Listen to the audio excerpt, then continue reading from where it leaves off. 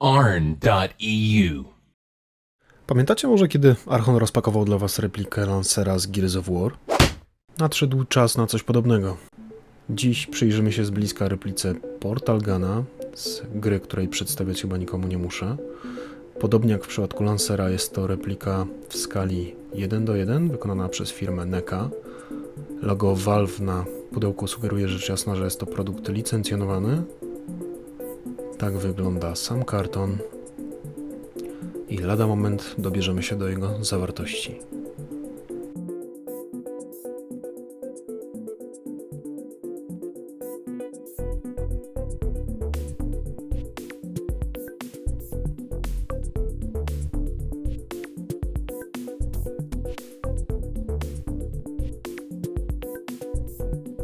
Styropianowe zabezpieczenie repliki posiada w sobie wycięcia, które zdecydowanie ułatwiają wyciągnięcie go z kartonu. To drobny gest, który jednak doceniam.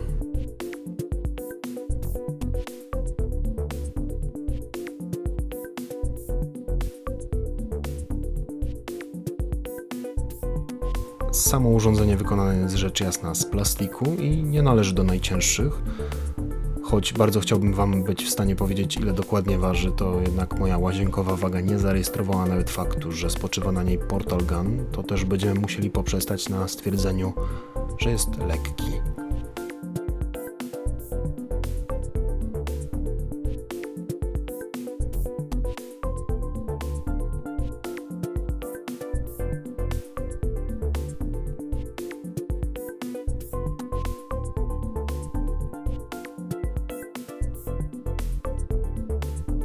Muszę przyznać, że z ergonomicznego punktu widzenia nie jest to najlepiej przemyślane urządzenie, bo brakuje w nim chociażby miejsca na wygodne oparcie dłoni, która nie operuje spustem.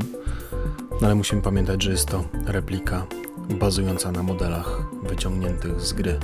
Te trzy elementy, których nazwać nie potrafię, otaczające lufę, mają dwa punkty artykulacji i pozwalają nam ustawić je w pozycji dla nas dogodnej.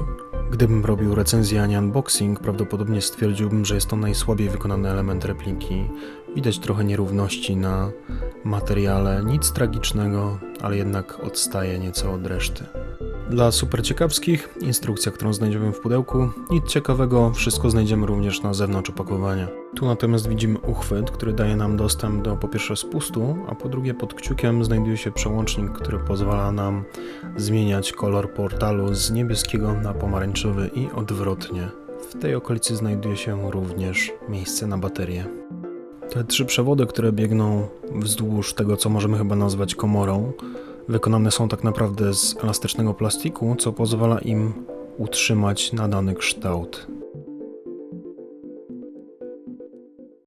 Ergonomia, o której wspomniałem wcześniej, a właściwie jej brak, sprawia, że operowanie tym urządzeniem nie należy do rzeczy najwygodniejszych, no ale nie ukrywajmy, jest to coś, co ma leżeć na półce i ładnie wyglądać. Myślę, że z tym zadaniem radzić będzie sobie całkiem nieźle, ale ten wynalazek potrafi nie tylko to. Będą nam natomiast do tego potrzebne baterie. I to właściwie nie byle jakie baterie, ponieważ nasz nowy nabytek wymaga 3 sztuk baterii typu C. Jestem praktycznie pewien, że duża część z was nie miała nigdy okazji używać takich. Są ku temu powody. Sam zasobnik kształtem i formą przypomina nieco magazynek wsuwany w rękojeść urządzenia.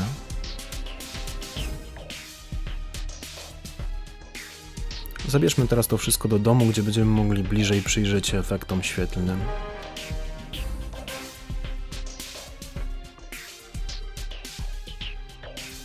Jak widzicie, podświetla się wnętrze lufy, tuba znajdująca się wewnątrz oraz guzik na górze.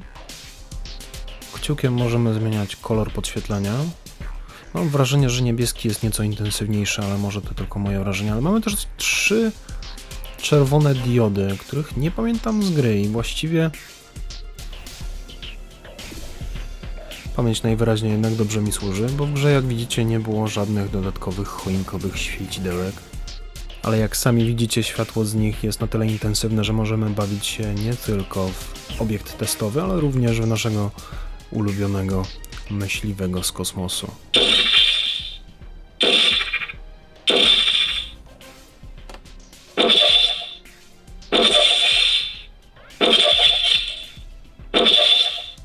Jak sami słyszycie, każdy z wariantów portalu posiada kilka różnych sampli dźwiękowych. A skoro o dźwiękach mowa, to ponieważ całość złożona jest z tworzywa, ma tendencję do trzeszczenia podczas obracania. Posłuchajcie sami.